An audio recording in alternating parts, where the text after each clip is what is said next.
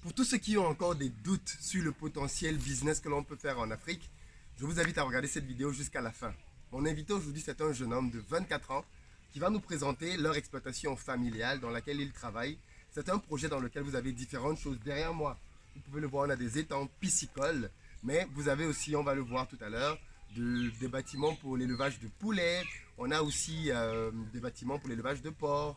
Mais en plus, ce qui est génial, c'est qu'en plus de tout ça, il va un peu plus loin avec notamment de la production de gaz. Vous allez voir dans cette vidéo le petit système qu'il a mis en place et qui lui permet d'avoir du gaz. C'est juste génial. Donc si vous ne voulez rien rater de cette expérience-là, je vous invite à regarder la vidéo jusqu'à la fin. Si vous êtes nouveau ici, abonnez-vous. On est ici clairement sur Investir au pays. Ici, on parle de business. Donc Kevin, tu peux me rejoindre sur la vidéo. Merci beaucoup de me recevoir dans ta ferme. C'est normal. Tu peux juste peut-être un peu te rapprocher de nous aussi. Est-ce que tu peux te rapprocher de nous? Oui, viens. Voilà, ok. Tu peux te présenter un peu, Kevin, s'il te plaît? Non, viens. Mon nom c'est Kevin Jiki. Ouais. J'ai 24 ans, je suis étudiant en deuxième année à l'African Leadership University à Kigali, au Rwanda. Donc, Kevin ne parle pas aussi fort que moi, donc rapproche-toi. Voilà, ok, super. Donc, comme je disais, je m'appelle Kevin Jiki. Je suis un étudiant en deuxième année à l'African Leadership University, situé à Kigali, au Rwanda. Donc, École très connue, hein. Ouais. Donc c'est ça qui est pour le côté universitaire. Et maintenant, le côté un peu professionnel, j'essaie un peu de gérer, d'aider à manager la ferme familiale, quoi. d'accord. Alors, ce qui est intéressant ici, effectivement, c'est qu'on est dans un projet dans lequel vous avez intégré plusieurs choses. Ouais. Du poisson, donc vous avez quand même quatre grands étangs là.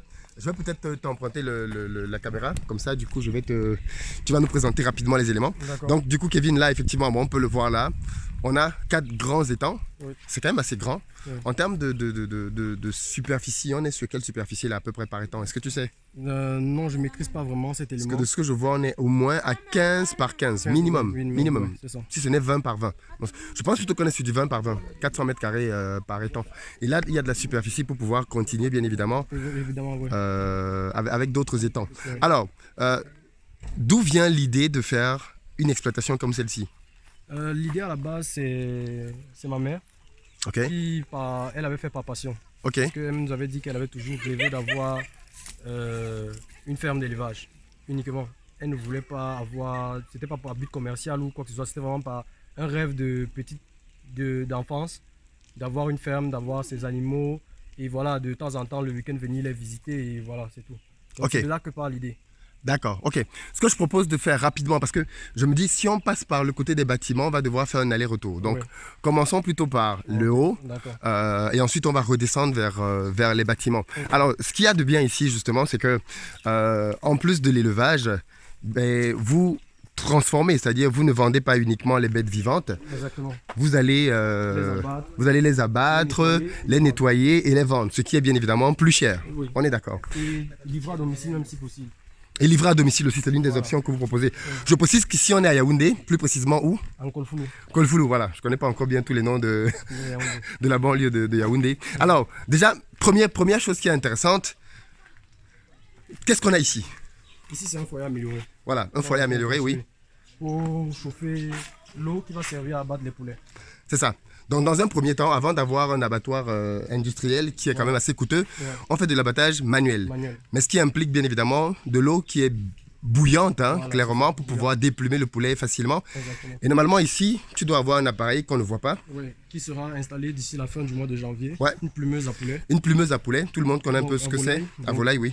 Donc, on aura une plumeuse à volaille ici qui sera servie pour, après avoir trempé les poulets dans l'eau chaude. Oui. Ils vont les déplumer, puis les mettre sur la table d'abattage. Ok. Donc là, ils viennent même d'abattre quelques poulets. Oui, tout à l'heure, j'avais vu des gros poulets ici. C'est dommage qu'on ne les voit pas, mais il y avait des gros poulets ici. C'était la commande de quelqu'un justement qui est venu les récupérer. Donc ça, c'est la table d'abattage qu'on va vraiment scinder en parties pour vraiment optimiser l'abattage des poulets. Ok. Et là, tu as un bac qui après pourra être rempli d'eau pour les faire tomber pour le nettoyage final avant d'entrer dans les glacières. C'est ça. Et là, on a la petite découverte, inspiration géniale, c'est ton biodigesteur. Oui. Qu'est-ce que c'est qu'un biodigesteur? Donc un biodigesteur, c'est une zone privée d'oxygène où on peut former du gaz. Donc je vais sauter les détails. Non, oui, pas besoin de détails. Un jargon simplifié.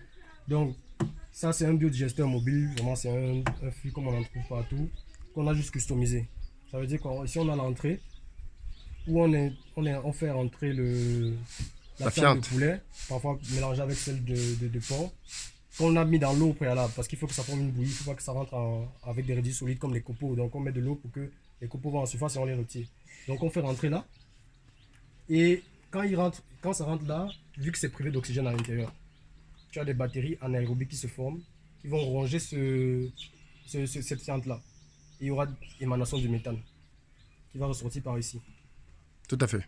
Et maintenant, la fiente qui a déjà été rongée par les bactéries, quand le méthane se forme, le méthane va pousser cette fiente-là et elle va ressortir par ici, comme tu peux le voir, c'est tout à fait.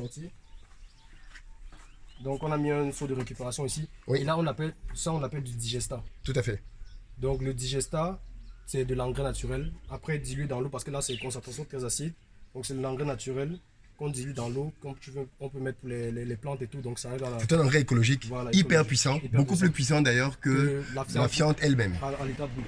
Donc et là tu as le gaz, si j'ouvre, je ne sais pas si on va pouvoir entendre. Vas-y. Logiquement tu vas entendre que ça... Ouais. On entend et on sent.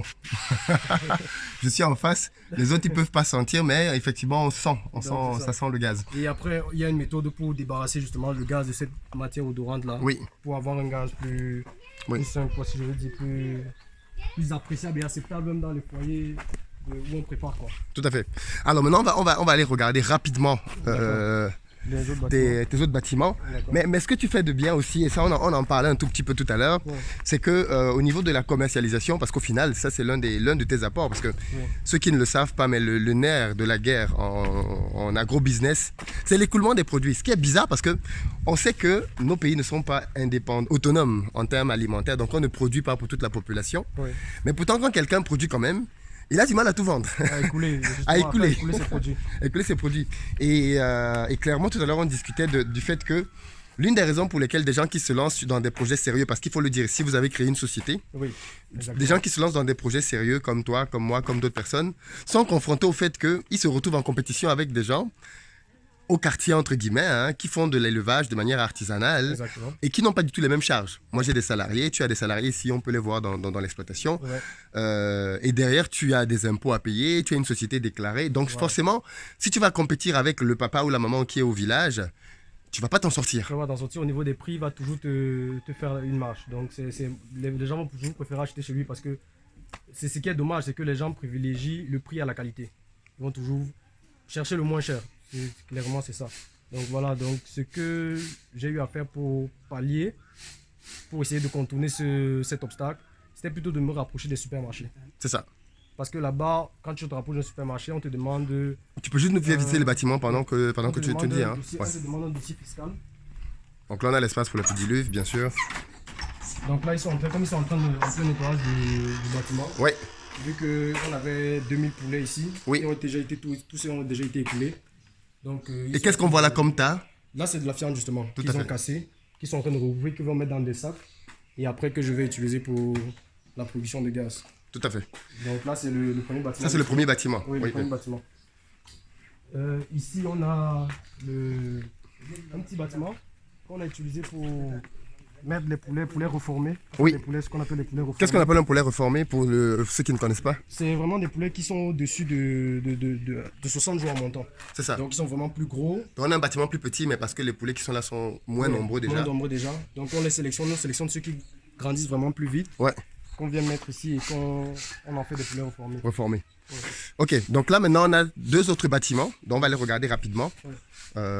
Avant de terminer. Et puis donc du coup tu nous parlais du fait que toi tu as décidé d'aller vers les centres, les grands centres commerciaux dans la ville. Voilà, exactement. Donc, qui demandent bien évidemment, quand on veut travailler avec eux, des papiers administratifs, c'est-à-dire que tu ne travailles pas avec eux si tu n'es pas une société, ce qui de fait élimine déjà la concurrence. Une très grande partie de la concurrence. Exactement. Parce que très peu de personnes travaillent en société, ce qui est dommage d'ailleurs, ce qui est dommage, je ne sais pas pourquoi est-ce que les gens veulent rester dans l'informel, alors que travailler en société a quand même des avantages. Déjà ça te limite en termes de concurrence sur certains marchés, et derrière l'avantage aussi c'est que quand toi tu vends un poulet à un particulier, en général le poulet vendu à un particulier est vendu à l'unité, alors que quand tu vends un centre commercial, il est acheté au kilo. Exactement. Ce qui est quand même différent. Oui, ça te fait avoir une une bonne marge sur les bénéfices, tu peux te retrouver avec des poulets que en temps normal, tu devais vendre sur le marché à, je prends un exemple, 3 000 francs. Tu te retrouves à vendre à 4 000, 4 500. Ouais. Parce que tu les as vendus en kilos. C'est ça, oui c'est ça, parce que vendre un poulet effectivement, et ce qui est drôle c'est que quand tu vends du poulet en fait, si tu dis à une ménagère, je te vends un poulet à 4 500, elle va jamais acheter, elle va trouver que c'est cher. Ouais. Par contre si tu le lui vends en kilos, c'est-à-dire tu lui vends juste la cuisse, tu lui vends juste les ailes, elle va l'acheter même à 5 000 francs le kilo sans s'en rendre compte en fait. Exactement. Parce qu'il est vendu en détail. Et c'est ce que les centres commerciaux font, ils vendent les poulets en détail. Exactement. Donc ici tu vois, on a 1250 poulets.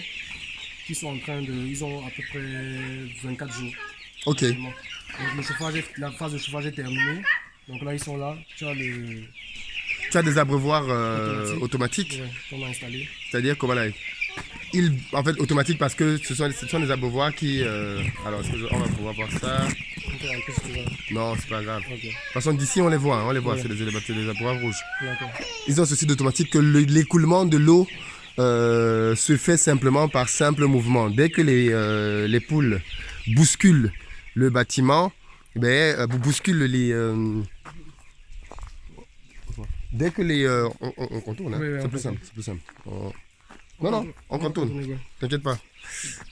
Donc du coup, là on a juste derrière nous le bâtiment. C'est bon, t'inquiète pas. Là on a derrière nous le bâtiment de poulet. Oui. Là, comme je te disais tout à l'heure, la distance elle est assez courte. Il va falloir travailler ça. Parce que comme je l'ai dit à la base, ce bâtiment était prévu pour être un bâtiment de porc aussi. Oui. Il n'est pas prévu pour être un bâtiment de poulet. D'accord. Donc on a eu un changement de programme. Et donc, oui, on va changer ce truc-là. D'accord. Et donc là, on a tes porcs. Oui. Génial, ton bâtiment est très bien, propre. On a fait un petit tour déjà tout à l'heure avant de revenir pour tourner. Donc ici, tu en as combien là? Ici, il y en a 12. 12 ok. Dans celle-ci, ils sont un peu plus petits. Oui. On en a 16. Oui. Et puis, bien évidemment, ici, tu as des truies. Bon, dans ce bâtiment, si vous n'allez peut-être pas pouvoir voir, on peut la voir comme ça, on pense qu'elle a un problème. Non, elle va très bien. Hein. Elle se repose simplement. Donc, il n'y a pas de souci. Et là, on en a une autre d'ailleurs aussi. Ouais. On a une autre truie là, est-ce qu'on la voit? Avec le verra qui est le mâle. Hein. La truie, c'est la femelle. Donc, on les voit là tous les deux au fond. Et puis, il y a une troisième truie qui est bien cachée. Donc, d'ici, on ne peut pas la voir. Elle est cachée là. Voilà. Et ce bâtiment, s'il a une capacité de combien? Il peut prendre un maximum de 400.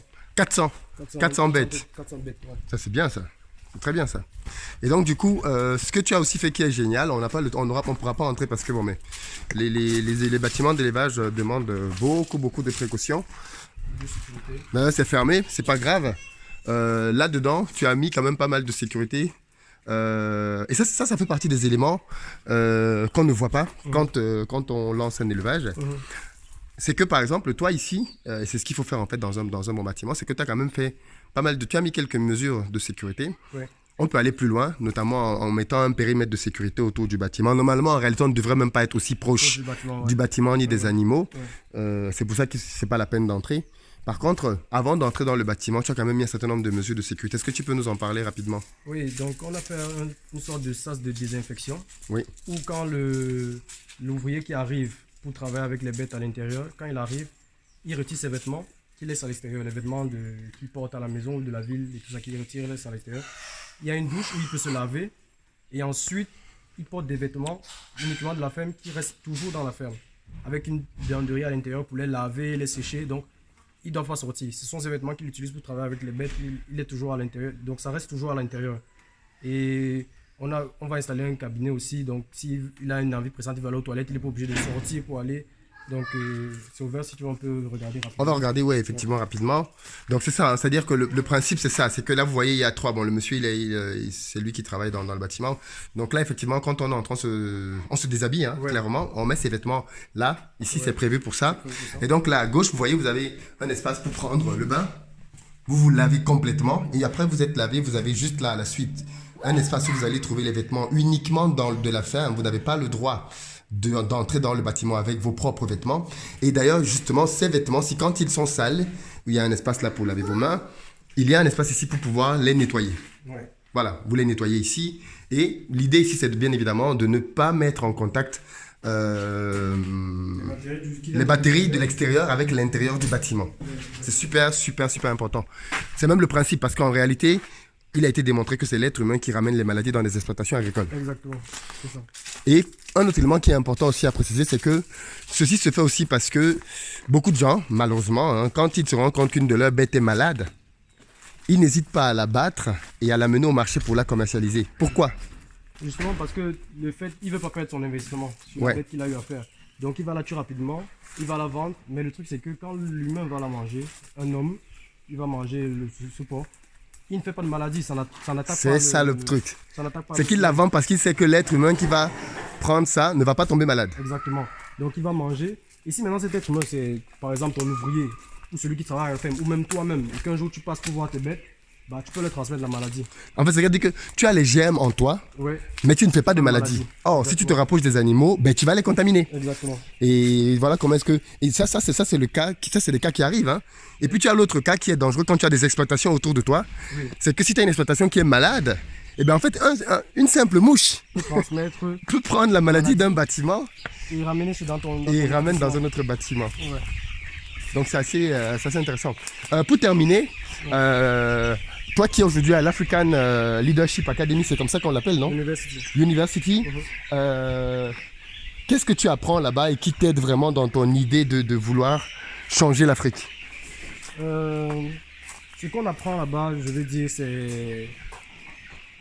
c'est d'abord on a des cours de leadership axés vraiment sur le marché africain, avec une pensée philosophique de en Afrique on peut.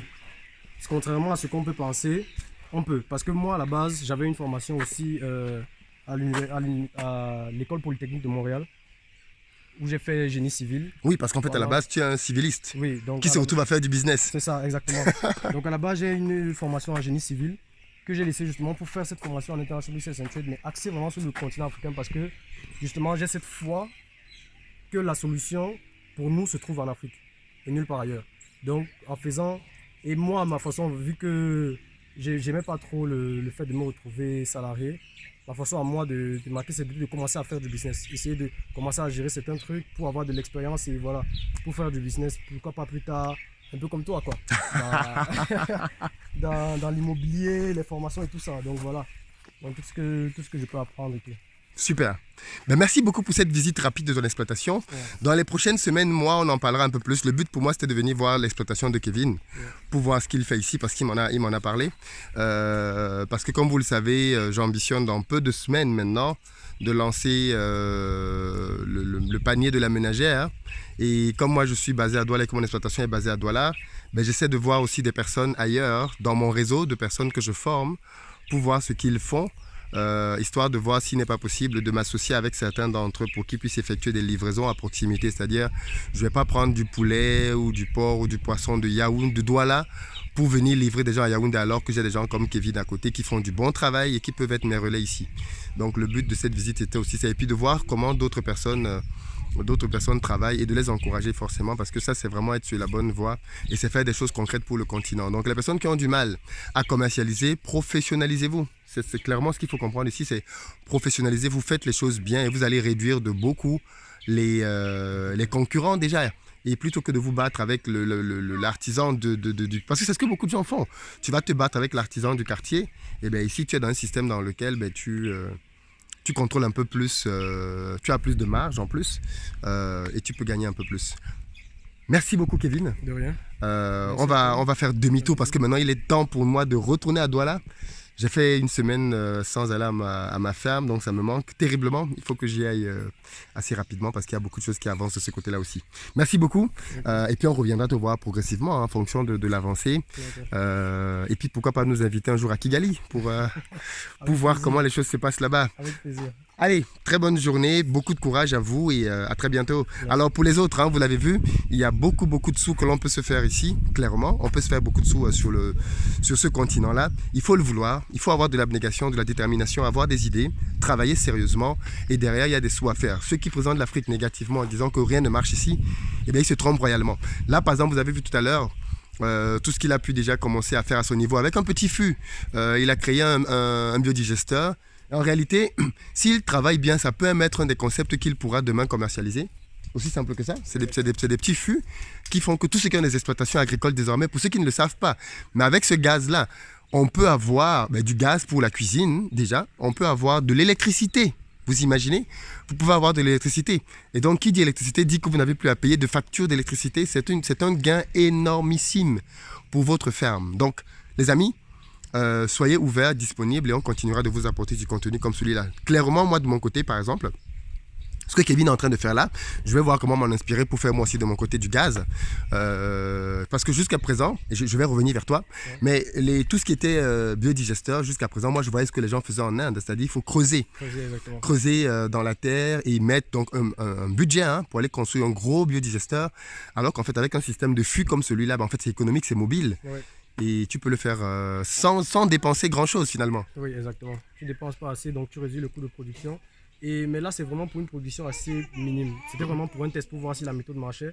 Mais maintenant, on a encore une autre solution qui ne demande pas de creuser.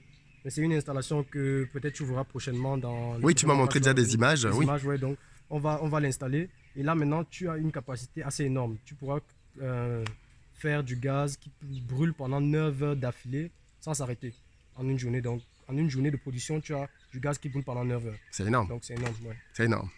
Merci beaucoup pour l'innovation et la technologie que tu ramènes aussi dans l'agriculture. Le but, c'est que nous allions un peu plus loin que ce que nos parents faisaient. Parce que c'est clairement ça, à quoi ça sert d'avoir fait des études, d'avoir Internet, d'avoir le monde ouvert pour venir faire comme le papa ou la maman faisait au village. Ça n'a pas de sens. Clairement, ça n'a pas de sens.